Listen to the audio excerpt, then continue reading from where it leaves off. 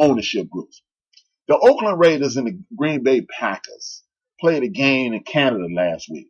The field had gravel on it, and it was so bad that they played on an 80-yard field. You don't even play on an 80-yard field in high school. But they refused to give those people their money back, so they played on an 80-yard field. They took all their starters off both sides of the field and their valuable players and put other less than players out there to play on an 80-yard field. What happens if it's not safe enough for Aaron Rodgers to play? Why the hell you put me out there so I can break my damn neck? But y'all, hey, it's about the players. It's about player safety. Look, I'm telling y'all, gravel, bruh. They was picking up rocks out of the grass, see it? They was picking up gravel out of the grass, bruh. But it's about the player safety, right? See, this is the underlay for the overplay. For those who don't know what the underlay for the overplay means, we gonna lay out this bullshit for y'all and get y'all focusing on this while we going in a whole nother direction and finish trapping. All you've heard about is player safety and what's for the best of the players, right? But simultaneously, you've been hearing, see, you get ESPN, the stooges at ESPN, and the stooges at Fox, and the stooges at Bleacher Report, and anybody else who got a voice in this sports media thing. You get all these people, and they talking about how worthless the preseason is now.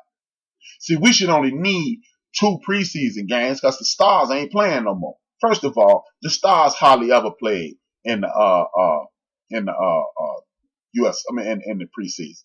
The Stars don't play in the first game. They don't play in the second game. They play a lot in the third game, and the fourth game is a waste of time. It's been that way since I've been watching football. So to be complaining about the last 2 games, again, it's the underlay for the overplay. The underlay is this. The underlay is we are going to convince these players to play an 18-game season. Because if we might as well play 2 more games that's realistic so y'all could get checked. Because for those who don't know, the NFL players don't get paid in preseason. If y'all want this money, y'all, this is more money for y'all. There's more money for this, and there's more money for that, and it's more money for you. See, it's about paying them because they getting the season ticket on the holders to pay for those seats already. You can't buy a season ticket package without paying for 18 games anyway. So they selling it to you so you can get 18 games that mean something. Get the hell out of here. But how is it that 2 more games beating on my body is going to help me? Because you know what's going to help? It's going to help TV people. They're renegotiating this damn contract so they can get more money out of CBS, NBC, ESPN, ABC, and Fox. And like I told y'all 2 weeks ago, those media rights are being sold as well. So you got Bleacher Report, Yahoo, Google, and others that are going to be streaming their games, probably Hulu as well. Because I just saw the homie Todd Gurley on the Hulu commercial. That is not by mistake. The NBA streaming through Hulu. Everybody starting getting these streaming services more money. Because even whether you're paying $10 or $15, Hulu gonna go up $3. Now it's $13. You got NBA games on there as well. See, it's the underlay for the overplay. Oh, well, those are worthless games. People are getting hurt, and we're not playing players anyway. See, we could just practice more. But how are you practicing more and playing more games, and it's better for my body? Bullshit, y'all. Bullshit. But these same, it's about the players and player safety and the care of the players. But guess what? None of you jokers y'all don't want to vote permanent health care after 5 years. How is it that they have literally said football is like being in a series of car crashes, but y'all don't want to give these dudes health care into perpetuity. Last season, one of those London games was streamed on Twitter. Thank you, CJ. Man, CJ Jackson bringing the fun, man. Thanks for being a part of the show. Anybody else got something to say? I welcome those too. And keep in mind, man, if you agree, disagree, or even want to be a part of the show, just put it in the chat room. You can even give me a call at 773-803-9824. It's in the chat room. That's my direct line. Hit your boy. If you would disagree with what I'm saying, call me. I'm listening. I'm willing to change my mind. But this is the way I'm seeing this. They pimping the situation. They pimping these players. And they created this bullshit called a salary cap. Having a salary cap and it's like you and your wife making $400,000 a year, and y'all got Section 8 apartment, and you talking about, well, we can only spend $500 because we budgeting. No, you got the money. Ain't no more small. See, we got to remove that concept of small market teams. The Green Bay Packers, a quote unquote small market team, just spent $50 million in free agency this year. That's more than the Giants. That's more than the Bears. That's more than the Patriots. That's more than a bunch of teams that are that's more than the Dallas Cowboys spent last year in free agency.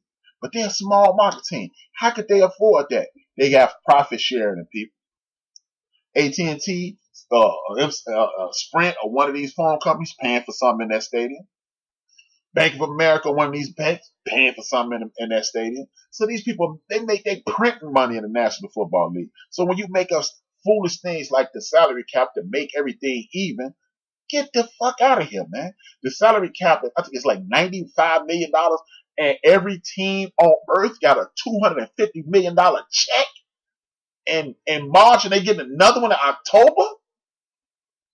Small market, my ass, $500 million? $500 million? Come on, man.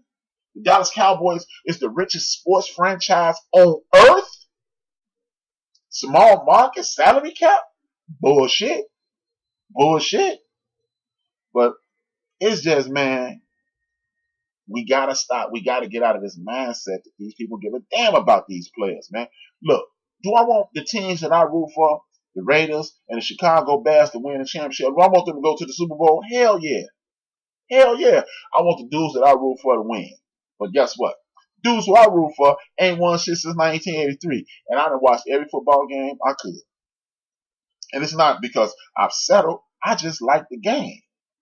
I like the game. But for these dudes to be crying broke is a joke. It is a joke. Oh, well, we can't fit that under the salary cap. Really? Get the thing. Well, but y'all gonna fit 2 more games into the salary cap? So if y'all put 2 more games out there, did the salary cap go up? Y'all, I mean, look, listen to this, y'all. CBS, NBC, ESPN, and Fox probably give up $1 billion each to these teams. $1 billion each to be paid out over the lifetime of this contract. Now, then Pepsi and Coke paying most of these people, because Coke is the national the NFL drink, and then you got Jerry Jones double-breasted, got selling Pepsi in the stadium. And I'm quite sure other teams are doing the same thing. Then once you get through with that, then you got stadium naming rights. You got AT&T on top of the Cowboy Stadium. They giving up money. And then they got a local TV contract. Man, these people got more money than Brinks. And we sitting up talking about, I forgot one thing. They own a fucking television network. So guess what? Sprint, Microsoft, Apple, Chevy, Porsche, Lamborghini, anybody who got a commercial, they put commercials on the NFL network and running commercials on the TV shows and all this.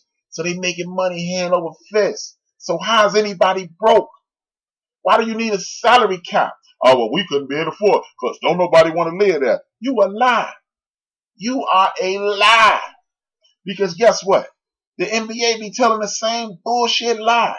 Oh, well, you ain't going to be able to attract no free agents. Shit.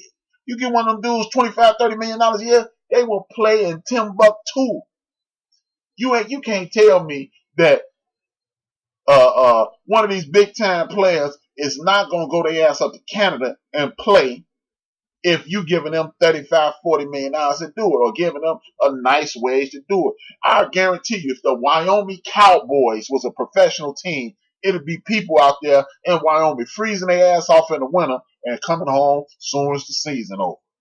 I mean, come on, man. Get the hell out of here with that nonsense, man. See, we gotta stop believing what they saying, man. We gotta stop believing what they are saying. With that being said, let me close out the end of my list. My 1, 2, 3, 4, 5, 6, 7, 8, 9. These are the most dynamic players that I've seen in college football throughout my life and my experience. And they may not even be they are definitely not the greatest, but they are the most dynamic players that I've seen play. Number 9 is touchdown Tommy Frazier from the University in college football. Touchdown Tommy Frazier from the University of Nebraska. Big ups to him.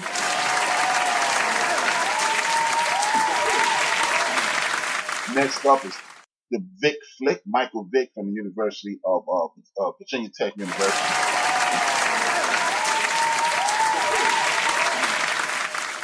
DY, a.k.a. Vince Young from the University of Texas.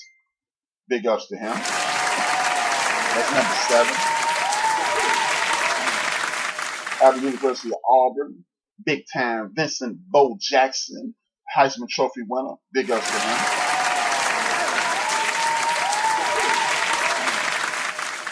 Even though I hated school, the University of Notre Dame, Tony Rice, last quarterback the Fighting Irish to a championship, big time quarterback out of that, option quarterback.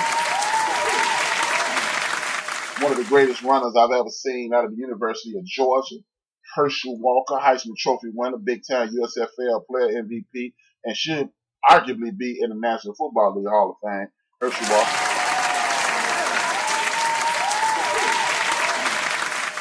Next up is the best quarterback. If you ask me to pick a quarterback if you ask me to pick a quarterback in all of college football, I would pick this dude over anybody. Now, I'm a big time Deshaun Watson fan. I'm a big time Vic fan.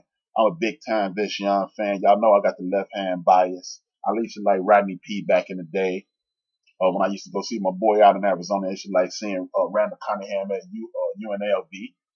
But this dude, Charlie Ward, to me, is the greatest quarterback in the history of college football. Heisman Trophy winner, back-to-back seasons where he only lost one game in both seasons. National champion, Heisman Trophy winner, got screwed by the National Football League because they were still color-struck. Charlie Ward is in the building at number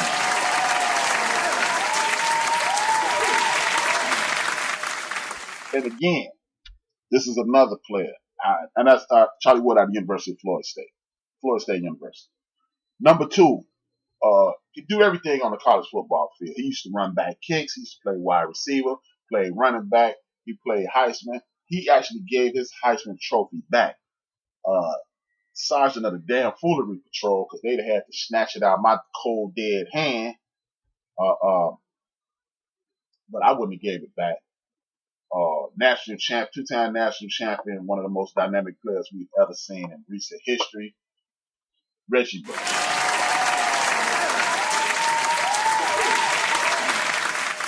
Now this is a player, man, nobody probably remember this dude.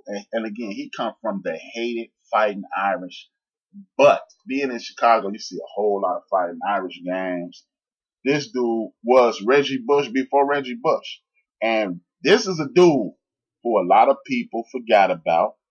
He didn't do a whole lot in the NFL, but you know what he did do? He exercised his rights to do what he wanted to do. He did exactly what I said do. Play for the money, get as much money as you can when you can. This dude used to run back kicks, wide receiver. They even had him throw the ball a couple of times at Notre Dame. Rahib, the Rocket Ishmael, he left the NCAA and put the NFL and CFL in a bidding war. He got big time money from Reebok. He went up to Canada, got big time money from the CFL, then came back down here to play for the Raiders and play for the Cowboys and got even more money. Rocket Ishmael is the most dynamic player I've seen, you know. I'm not telling you that Rocket Ishmael is the best player I've ever seen. But what I am telling you is this dude is the most dynamic. I haven't seen anybody do that, do what he's done on the